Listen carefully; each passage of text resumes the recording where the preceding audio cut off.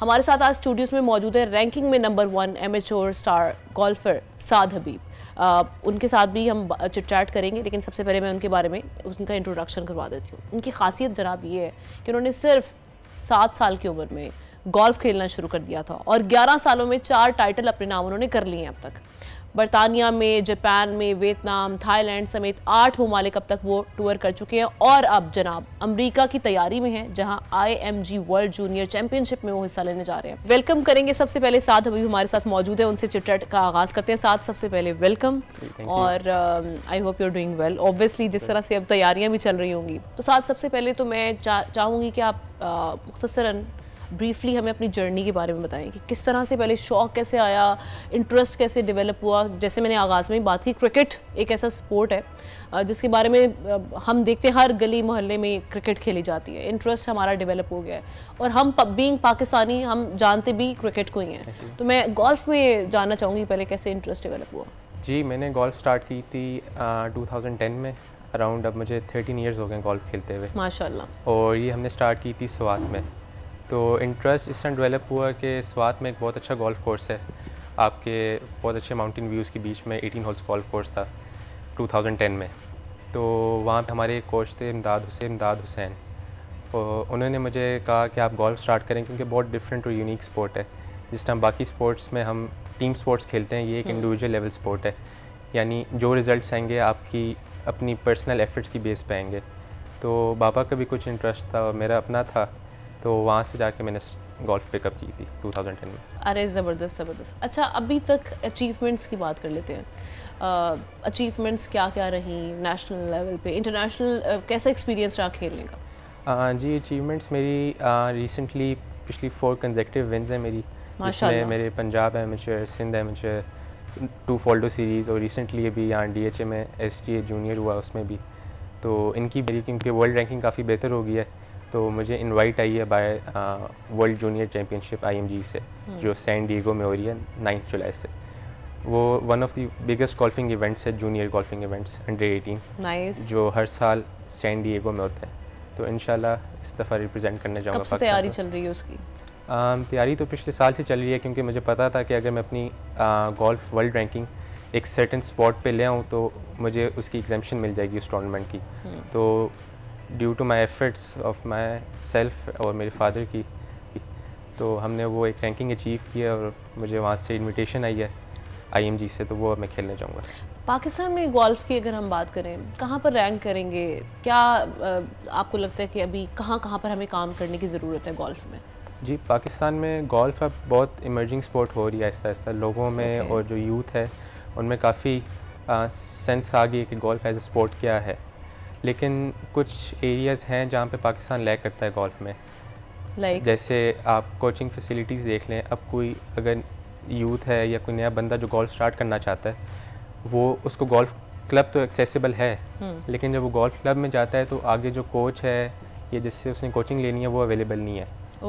तो सबसे बड़ा जो हमारा है इशू वो ये है कि हमें कोचिंग फैसिलिटीज़ सही से प्रोवाइड नहीं होती, जिसकी वजह से जितने भी अभी हमारे अच्छे प्लेयर्स हैं सेल्फ ट्रेंड है सारे, उनकी बेस प्रॉपर नहीं बनी हुई। वो स्टार्ट में खुद स्टार्ट करते हैं और फिर अपनी सेल्फ बेस बनाते हैं। तो अगर हमारे पास अच्छी कोचिंग फैसिलिटीज़ होंगी पाकिस्तान में, तो मेरे ख्याल से as a sport golf Pakistan में काफ़ी आगे जाएगी।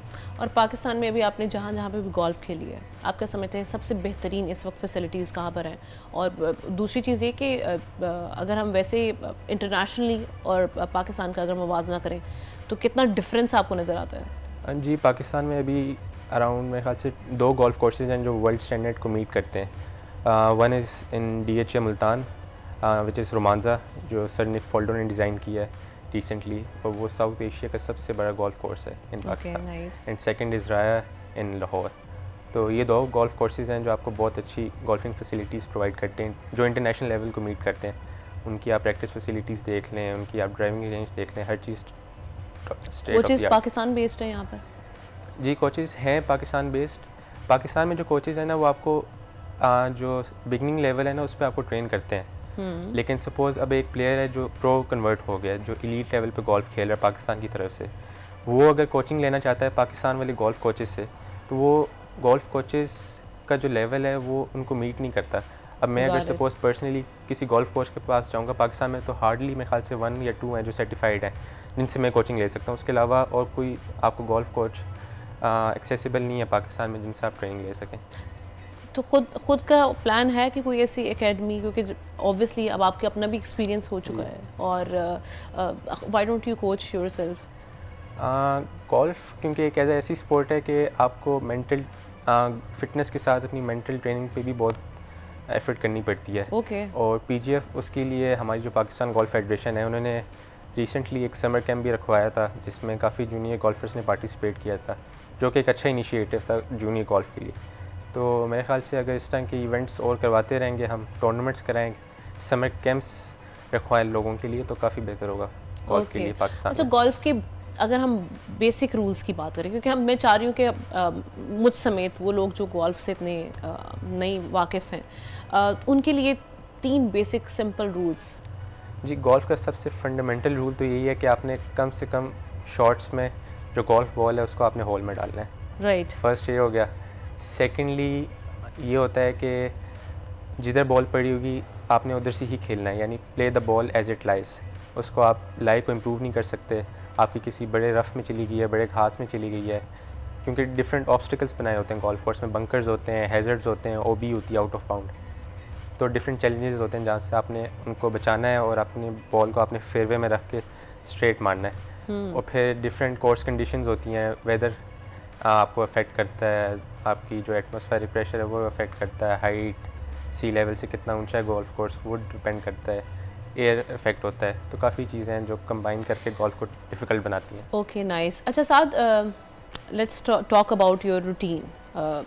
किस तरह से रूटीन स्टार्ट की जाती है, ट्रेनिंग के कितने आवर्स हैं, और उसके अलावा खाने पीने की मैं ज़रूर बात करूँगी, क्योंकि इस एज में यूजुअली होता ही है कि हम कहते हैं कि यंग एज है, जितना खा लो, जंक फूड, फास्ट फूड, जो समझ में आता है आप खा सकते हैं, यू नो। उसके बाद आपका मेटाबॉलिज्म विद एज स्लो होना शुरू हो जाता है। लेकिन obviously being an athlete, golf आप खेल रहे हैं, तो आपके लिए तो बड़ा चीज़ें सोच समझ के खाना पीना भी होगा, तो क्या रूटीन क्या है बेसिकली? जी, अब मेरी करंट जो डेली रूटीन है, मैं सुबह 5 o'clock उठता हूँ। अच्छा, माशाल्लाह। जी, आप सुबह नमाज़ पढ़ के मैं गोल्फ क्लब जाता हूँ। वहाँ पे डेली मैं अराउंड 2 आवर्स प्रैक्टिस करता हूँ, जिसमें मेरी शॉर्ट गेम इंक्लूडेड है, लॉन्ग गेम है, पटिंग है, चिपिंग है, वो सब इंक्लूड करने के बाद मैं क्विक 9 होल्स खेलता हूँ, जो 2 आवर्स का राउंड होता है हमारा बेसिकली। उसके बाद मैं घर वापस आता हूँ अराउंड 9-10 o'clock, ब्रेकफास्ट किया जल्दी से, फिर मेरी क्लासेस होती हैं ऑनलाइन, क्योंकि गोल्फ के साथ पढ़ाई को मैनेज करना बहुत टफ हो जाता है। मेरा अगला क्वेश्चन था बाय द वे। अच्छा, तो गोल्फ के साथ थोड़ा डिफ़िकल्ट हो जाता है मैनेज करना, लेकिन आपको फिर करना पड़ता है। तो मेरी ऑनलाइन क्लासेस चलती हैं, उसके बाद फिर मेरा जिम होता है, गोल्फ से रिलेटेड एक्सरसाइजेज होती हैं वो करनी होती हैं, तो ऐसे चलता है। जिम भी साथ में चल रहा है, गोल्फ इटसेल्फ एक पूरा वर्कआउट है, राइट? जी। तो खाने पीने का ज़रा रूटीन बताएं, क्योंकि अब हम अगर लेट्स से कि एक गोल्फर है, उसको कोई भी इवेंट के लिए जब जाना है, तो उससे पहले आप क्या, जैसे एक प्री वर्कआउट होता है, उसी टाइप कुछ रूटीन होती है? जी, अगर आपने गोल्फ खेली है, या इवन गोल्फ नहीं तो कोई भी स्पोर्ट हो, आपको अपना स्टेमिना बिल्ड रखने के लिए आपकी डाइट बहुत ज़रूरी है, क्योंकि जो आप इनटेक करेंगे वही आपका आएगा आगे रिज़ल्ट।